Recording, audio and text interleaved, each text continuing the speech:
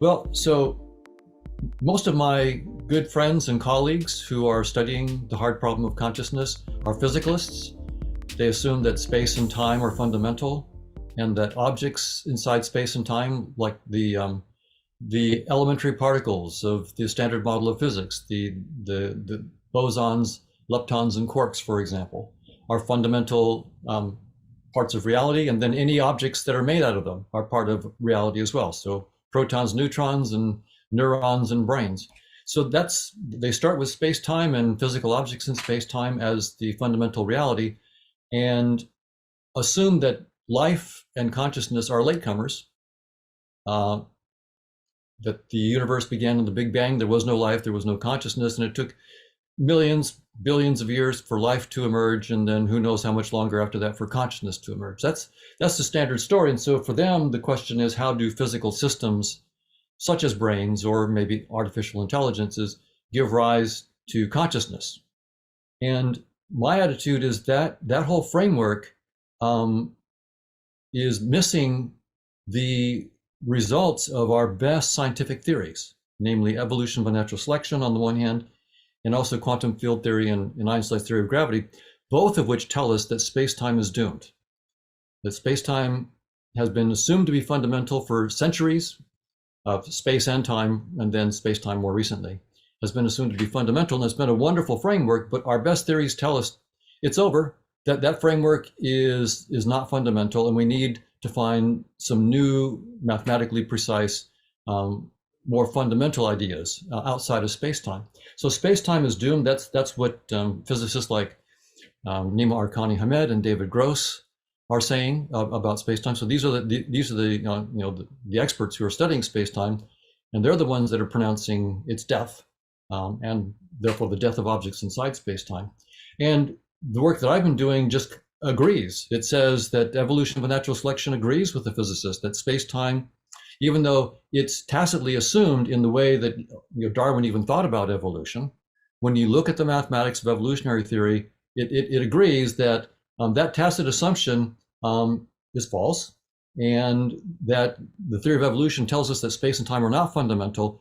They're more like a headset, a virtual reality headset that lets us play the game of life. So when evolution by natural selection and quantum field theory with Einstein's gravity both tell us that space and time and objects in space and time are not fundamental, then my attitude is we should go with the best science. And that means that a theory of consciousness which tries to boot up consciousness from physical systems is doomed to fail. It's doomed to fail because our best science tells us that space-time itself is doomed. So we cannot hope. It would be, for example, like someone trying to build a space program on the assumption that the Earth is flat. Well, as soon as you find out the Earth is not flat, you need new assumptions to build your space program. That's just not the way you want to go. So my colleagues and friends who are working on this, it was a wonderful assumption. It was reasonable to start with neurons, for example, or artificial intelligence circuits and so forth, before we discovered that space-time is not fundamental. Now that we know space-time is not fundamental, we're wasting our time. Well, it's not a complete waste of time, because you'll learn a lot even by starting off with mistaken foundation. But ultimately, you won't succeed. You will not be able to start with flat Earth or space and time and boot up a theory of consciousness. So my attitude is we need to rethink from the ground up. Of course, I'm all for neuroscience. I'm a cognitive neuroscientist myself, so I'm not saying that brains are irrelevant. We need to study neural activity, and we need to study artificial intelligences, but we have to study them in a very, very different way. Evolution tells us that what we're seeing is just an interface. It's there to guide adaptive behavior, period, not to tell us the truth. So when we look inside brains and we see neurons and neural circuits, we're seeing something that's very important for us to understand, but it's just an interface. It's an interface description. It's not the truth. So neuroscience is going to be far more difficult than we thought. We're going to need more money for neuroscience, because we look through microscopes and we see neurons and synapses and so forth and networks. And we thought that that's all we had to deal with. No, that's just the surface of what we have to deal with.